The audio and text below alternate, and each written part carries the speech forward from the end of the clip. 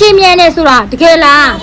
မလေးဒီမှာလာကြည့်ဒီမှာကြည့်အောင်ကျမစပင်းလေးအယောင်နေတော့မတူလောက်အောင်ရှည်တာမြန်လုံးလို့ခတ်နေပြီဒါပေမဲ့ဒီ April Head နဲ့အခုတဘူးမကုန်သေးဘူးနော်ဒါလုံးဝတက်စာတဘူးမကုန်သေးဘူးကျမစပင်းလေးဒီမှာကြည့်လိုက်ပါရှင်အရှင်းမြန်ရောမကလို့နော်စပင်းနှစ်ခွဖြစ်တာတွေအဖျားနှစ်ခွဖြစ်တာတွေစပင်းကျွတ်တာတွေ April တို့ဆေးဆိုးထားတဲ့စပင်းတော့လုံးဝမပြတ်စီးအောင်လာကြည့်လိုက်တော့စပင်းကြိုက်တယ်လို့ကောက်ကြိုက်တယ်လို့ဖျားကျမတို့စပင်းကောက်ချင်တဲ့သူဆိုလို့ရှိရင်စံသားမကောင်းရင်လည်း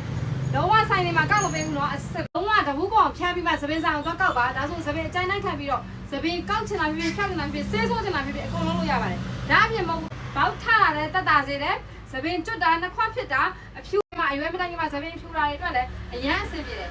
April Head နေလို့ကိုစပင်းကျွတ်တယ်ဆိုလို့ရှိရင်တော့နှစ်ဘူးသုံးပေးစပင်းပြန်ပေါက်ချင်တယ် baby hair လေးပါပြန်ပေါက်ချင်တယ်ဆိုလို့ရှိရင်တော့ကျမတို့တွေသုံးဘူးဒီသုံးပေးပါဘောက်ထတာပြတ်ချင်တယ်ဆိုလို့ရှိရင်တော့တဘူးနဲ့ရာလက်ကတိတာစေပါတယ်ဒါပေမဲ့ခန္ဓာကိုယ် body lotion လေးလိုပဲအသားချရင်ပါဖြစ်တယ်ရေချိုးပြီး body lotion ပြန်လိုက်ရတယ်အဲ့လိုပဲဥယျာဉ်ပြန်ချောက်လို့ရှိရင်ဘောက်ပြန်ထားတယ်အစီပြန်လို့ပွက်လို့ရှိရင်လည်းဘောက်ပြန်ထားတယ်အဲ့လိုချိန်ဆိုလို့ရှိရင်တော့ April Head နေဆောင်ထားပေးပါနော်အဲ့ထဲမှာပြန်တော့ဆောင်ထားလိုက်ပါဒီခဲကိုဒီမှာကြည့်ရာလက်ကတော့ကြည့်ပါဦးစပင်းရှင်မြန်လုံးလို့အယောင်နဲ့ရောင်ဖြစ်နေပါတယ်ရှင်ကျမစပင်းတိုင်းတစ်ခါသွားလို့ရင်ဒီစပင်းရောင်ဆိုးတာနဲ့စပင်းကောက်တာနဲ့ဆို4သိန်းကျော်လောက်ကျတယ်ကျမခေါင်းကိုက်နေပြီရှင် April Head နဲ့တော့ဆက်ညစ်နေပြီနော်စပင်းတွေတော့ပြန်ပြီးတော့အယောင်ပြန်ဆိုးရရမယ်